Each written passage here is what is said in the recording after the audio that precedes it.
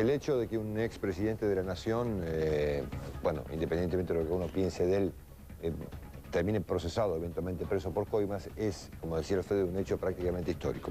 Usted va a ver aquí esta noche diversos puntos de vista, el de Chacho Álvarez, el del expresidente Fernando de la Rúa, el de Mario Pontacuarto, y una serie de informes que dan cuenta de cómo venía la historia en relación a las coimas del Senado.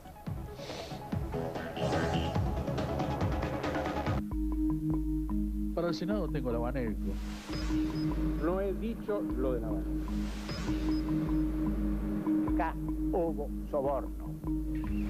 Pasaron 6 años. Fue la crisis institucional más importante desde la recuperación de la democracia. Fue el principio del fin de la era de la Rúa. Fue la coima que terminó con un gobierno. Aunque el origen ya parece desdibujado, el primero que destapó la olla fue Hugo Moyano. El ministro de Trabajo dijo, mira, para los senadores tengo la Baneco. Al principio, se pensó que se trataba de una chicana para desprestigiar la ley aprobada. Pero el 6 de agosto de 2000, Joaquín Morales Solá realizó la denuncia periodística. Yo lo ratifico, no he dicho lo de Navarro. No he dicho lo de Navarro. 3 días después, el senador Cafiero llevó la denuncia al recinto y pidió una investigación formal. Yo me levanté y dije, señores, no mientan. Yo, lamentablemente, no tengo la prueba. Yo le digo bajo mi palabra de honor que acá hubo soborno. Hubo soborno. El clima comenzó a enrarecerse. El 16 de agosto, Chacho Álvarez leyó un anónimo con detalles del supuesto pago de 5 millones de pesos con fondos de la CIDE para aprobar la ley. No quiero presidir un cuerpo que conviva con estos rumores. No quiero ser presidente de un cuerpo que conviva con estas sospechas. Álvarez pidió el desafuero de todos los senadores para que se investigue. El debate era si debía intervenir la justicia. Comisión investigadora ad hoc, la que debe analizar en profundidad toda la complejidad de este tema que nos tiene a todos abocados. Todos se miraban con desconfianza y se barajaron nombres que tomaron estado público. Antonio Cafiero nos dijo que él había recibido de boca directa y en presencia de él el comentario de varios senadores justicialistas que habían cobrado. Le dije, María Fernanda, ustedes dicen Ortega, Clarín dice otra cosa. Me quiere decir que... Y nos pusimos a conversar en esos términos. Le pido que lo ratifiquen con esto. Yo tengo una trayectoria de vida y creo que la gente que me conoce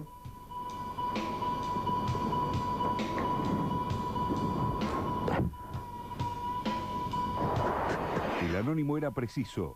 Entre otras cosas, daba las razones de la brutal represión durante la noche anterior a la sanción de la ley.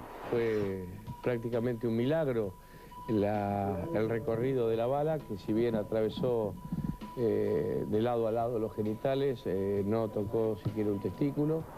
Al no encontrar pruebas tras el anónimo, Álvarez dejó el gobierno.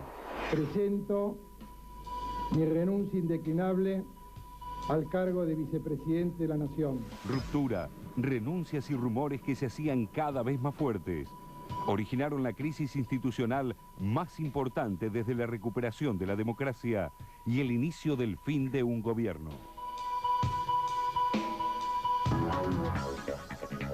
Hasta aquí el tema político, qué es lo que sucedió en su momento, esto que conmovió a la Argentina y al gobierno de Fernando de la Rúa. Pero vamos a ver ahora qué pasó después, el arrepentimiento de Pontacuarto, la intervención fuerte de la justicia. Vale la pena mirarlo.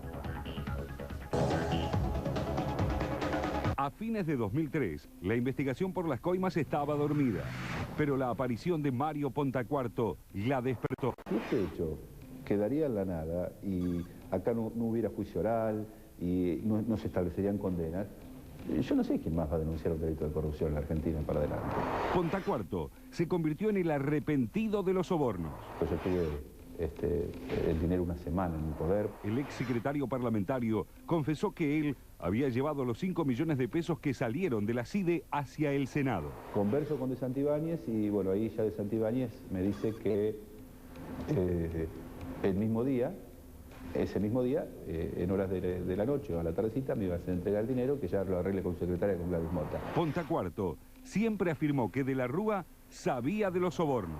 Es la famosa frase que escucho en el despacho del presidente en aquella oportunidad, cuando Genú le manifiesta al doctor de la Rúa, el justicialismo necesita de otras cosas para sancionar la ley, a lo que él responde, eso es no con de Santibáñez. Toda la ristra de contradicciones de Punta Cuarto, las demostraciones concretas de ser imposible lo que él dice, la falsedad de la supuesta reunión en la Casa de Gobierno por sus descripciones antojadizas y contradictorias. ¿Usted se prestaría para un careo con el expresidente?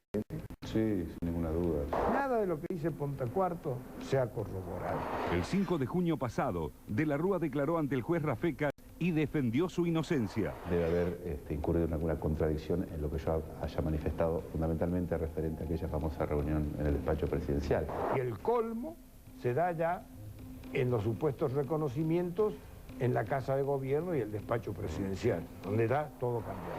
Por Comodoro Pi pasaron también el exministro Flammarique y los ex senadores Genud, Cantarero, Costanzo y Alacino, quien pidió convocar a Kirchner por esta aparición en el programa de Tinelli. Vení, ahí tenés la mesa del soborno, ¿no? La mesa del soborno, Juan. Que lo diga el presidente, estamos hasta las bolas. No le temo a nadie, solo a la mentira, y por eso vengo a plantear la verdad. La causa tiene 9 procesados.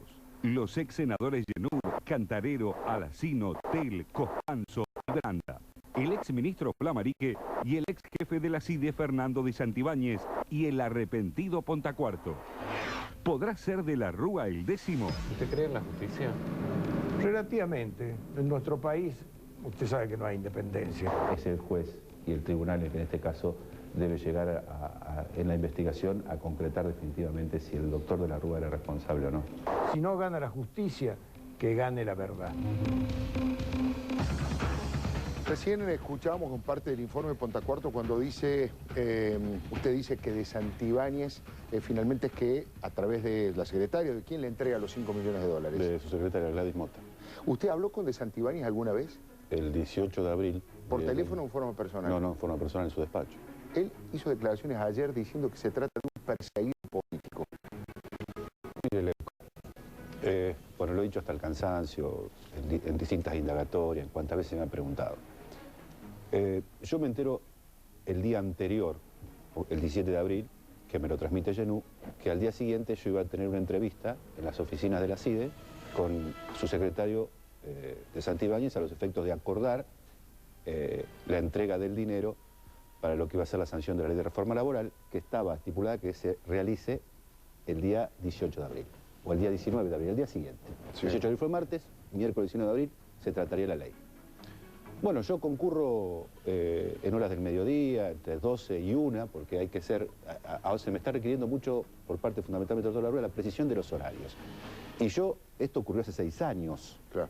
Y hace 3 años que yo declaré la causa, y puede haber alguna diferencia de 20 minutos, de 30 minutos, porque uno no podía precisar. Eso se precisa a través después de mi ingreso a la CIDE, que por lo contrario que dice el doctor de la Rúa, está registrado. ¿Está registrado en la CIDE? El ingreso mío a la CIDE el 18 de abril, en horas del mediodía, está registrado.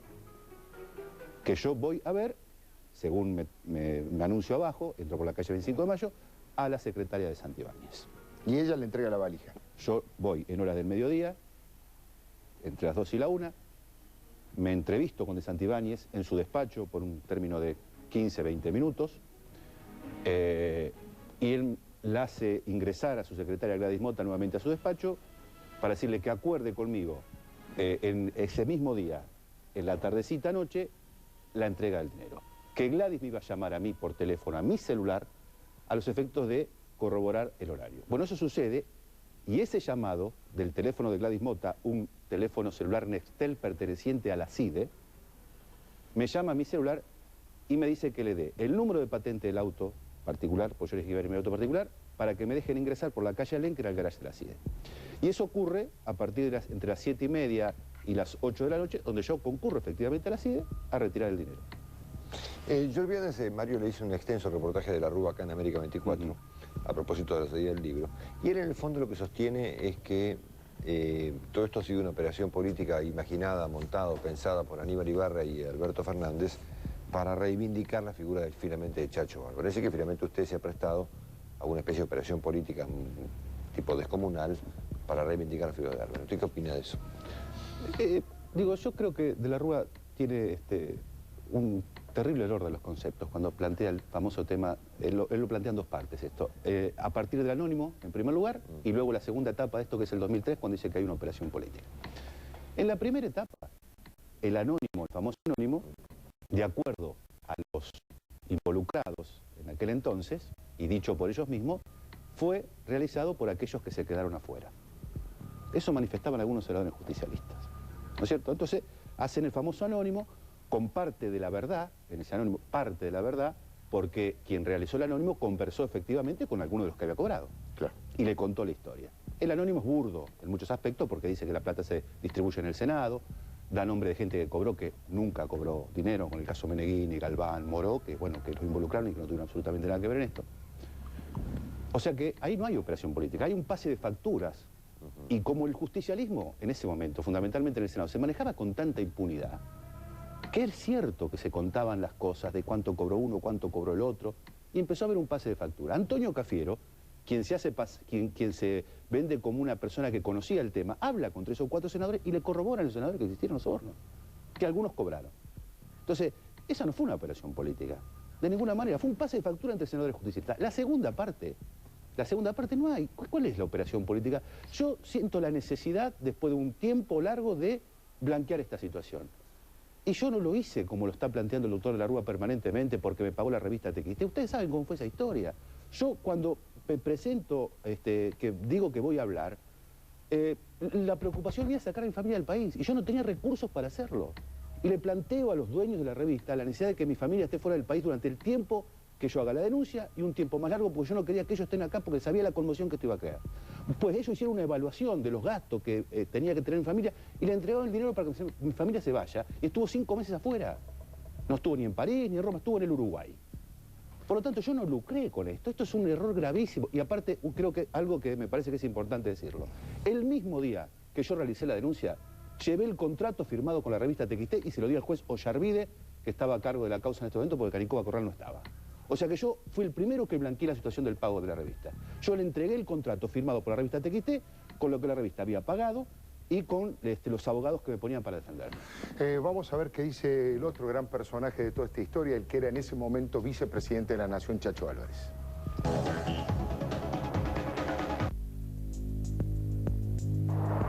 ¿Cómo ve, Chacho, la investigación que está llevando adelante la justicia respecto, bueno, a un hecho que conmovió a un gobierno, es más, que fue el principio del fin del gobierno de la Rúa y de su propia renuncia, como fueron las famosas coimas en el Senado y la tristemente célebre ley Banelco?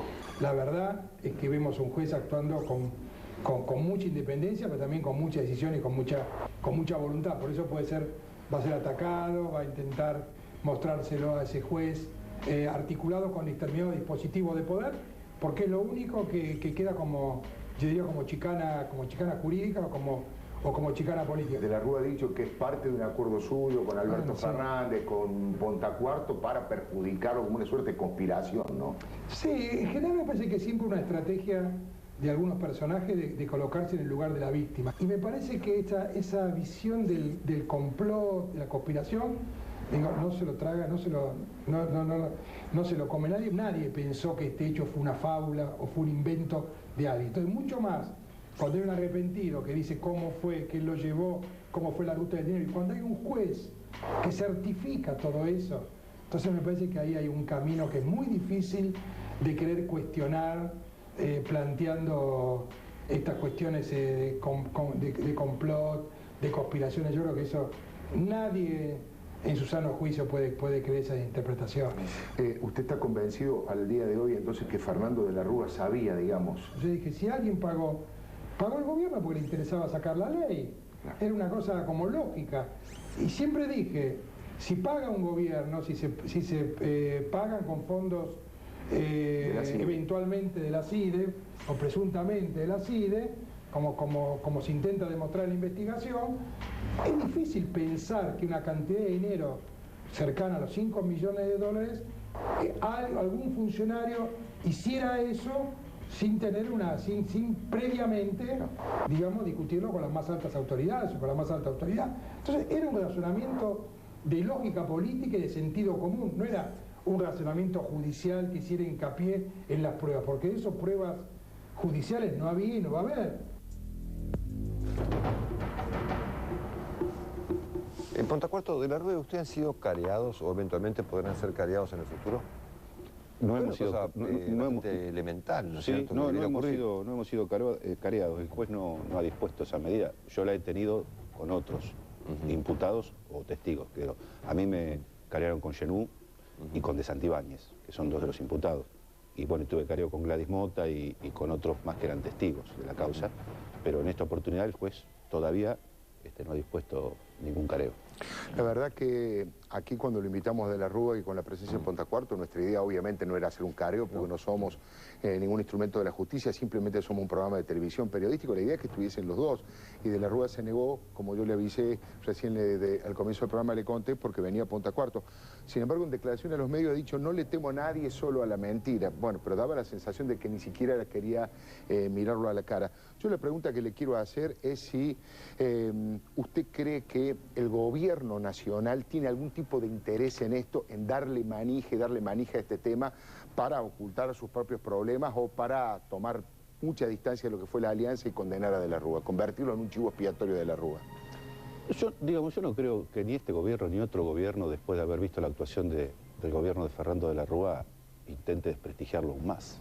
No, es imposible prácticamente. Ahora, ¿usted cobra dinero del Estado por testigo arrepentido? ¿Tiene algún tipo de ingreso del Estado, Pontacuarto? No, eso también quiero aclararlo porque lo he escuchado en varias oportunidades erróneamente. Bueno, lo ha dicho De la Rúa. Sí. En las reiteradas intenciones mías de conseguir trabajo, me encontraba siempre con la misma respuesta en el ámbito privado, estoy hablando, de que, bueno, que tenía una fuerte posición pública, que la causa todavía estaba... que no había terminado la causa, que había que esperar un poco más. Bueno, entonces, esto lo transmití a mis abogados, ¿no es cierto? Y bueno, mis abogados solicitaron al juez incorporarme a un programa que es ley en la Argentina, creo, del año 94, que es el programa de testigos protegidos. Bueno, se me incorporó a ese programa, ese programa dura 6 meses y es por única vez, o sea que yo hace 4 meses que no percibo absolutamente nada. Y no era tampoco el dinero que decía el doctor Fernando De la Rúa. Los testigos protegidos en la Argentina, de acuerdo a la ley, pueden recibir como máximo 2.000 pesos. Pero eso lo estipula el Ministerio de Justicia de acuerdo a lo que crea necesario de ese testigo. Por lo tanto, yo percibí durante 6 meses la suma de 1.500 pesos por mes y como es por única vez, no lo percibí nunca más. Bueno, Pontacuarto, le agradecemos muchísimo que se haya hecho presente, ¿eh? No, le agradezco mucho a usted y sobre todo este hecho de que, bueno, al no venir el doctor Fernando De la Rúa yo pueda participar igual. Y una última cosa, porque leo continuamente en los diarios también que se habla permanentemente de los supuestos sobornos.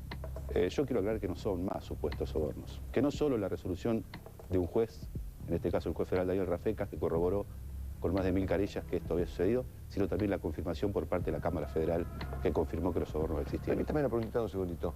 ¿Usted cree que este fue el único caso eventualmente de ser cierta esta historia de compra de leyes en Argentina? No, no creo que haya sido el único caso después. Que yo lo haya participado, participé solamente de pero después de ver el modus operandi que se trabajaba fundamentalmente en la década del 90, es muy posible que haya habido otro caso también. Muy bien. Muchísimas gracias. Vamos a preguntarle al señor presidente. Señor presidente, ¿qué opina de todo esto? ¿Usted está detrás de todo esto dándole manija a la causa de la Rúa y las coimas del Senado? No, Leuco, absolutamente. Escúchame. Incluso han dicho que tengo que ir yo a declarar, ¿vio? ¿Y sí? ¿Usted en el programa de Tinelli dijo eso a la mesa de los sobornos? Sí, sí, por eso dicen que tengo que declarar. Pues escúchame, yo declaro todos los días frente a una legisladora nacional, Leuco. ¿Qué haces? ¿Dónde venía? ¿Dónde vas? ¿Con quién te peleaste? ¿Hiciste cinta? ¿Por qué tenés esa cara? No tengo ningún problema. Señor presidente. Sí, ¿qué dice Marcelo? ¿Cómo anda? Un gusto. ¿Me permite una pequeña interrupción? Porque una pregunta para el señor Pontacuarto. ¿Por qué el presidente dice que la mesa? A mí también me lo dijo una vuelta charlando con él en la Casa Rosada. Dígame. Caminando por el presidente dijo, esta es la mesa de los sobornos. Sí. ¿A qué se refiere el presidente Kirchner? Un exabrupto del presidente, y aparte una desubicación por parte del presidente, porque en primer lugar que los sobornos se pagaron allí. En segundo lugar que creo que sabiendo que la justicia debe tomar medidas de prueba y sabiendo que una de las medidas de prueba, como se venía solicitando, era el reconocimiento al despacho presidencial, tenía que haber tenido un poco de cuidado y esperar que la justicia me llevara a mí al despacho antes de hacer esa declaración, que estuvo a punto de... Bueno, la prueba fue impugnada por muchos defensores, por muchos abogados de la defensa, por esa aparición del presidente en el despacho presidencial. Y bueno, pero ahora en mi despacho, yo hago lo que quiero, invito al que quiero, escúcheme. Han tenido mala suerte los radicales cuando gobernaron, ¿eh? ¿Por qué? Y no, en general, ahora por suerte el Congreso trabaja bien, sacan las leyes rapidito. Rapidito sacan ahora, ¿no? La de el decreto de necesidad de urgencia salió rapidito. Es que la necesidad de urgencia tiene cara de hereje, vio, Leuco, entonces está trabajando bien. ¿No fue de la Rúa entonces? No vino de la Rúa. Sí, pero sabía que era hoy, ¿no? Sabía que era hoy, sí, a lo mejor se confundió. En TV abierta le dijeron todo bien, entonces. Presidente, usted leyó una nota de Santiago Kovadlov esta semana en La Nación, digo porque dice una cosa muy interesante. Dice Fernando de la Rúa no supo gobernar y Kirchner cree que es el único que sabe gobernar. Absolutamente. ¿Escuchá, Cecilia? Absolutamente, Leuco, esto es así. Pero nosotros rescatábamos a unos compañeros radicales. Así ya veo. Los radicales K, ¿vio? Ahora estamos preparando una nueva cumbre, mientras los radicales ñoca siguen preparando el nuevo hundimiento, ¿vio? Estamos viendo cómo se resuelve, Leuco. Pero bueno, no me va gustando el programa, ¿eh? ¿No le gusta? No. Pero quédese ahí, ahora le va a gustar. Mire, ahora viene, yo sé que usted es para usted una maravilla, la editorial de Marcelo Longobardi. Sé que le encanta especialmente. Sí, voy a subir el volumen. Vamos a discutir el tema del aborto, el tema del aborto, que es un tema tan delicado que ha dividido tanto a la sociedad de esta chica violada por su tío, una débil mental. Y también, por supuesto, la inseguridad en la ciudad de Buenos Aires. ¿Y sabe quién va a responder? Jorge Tellerman, el jefe de gobierno. Ya venimos.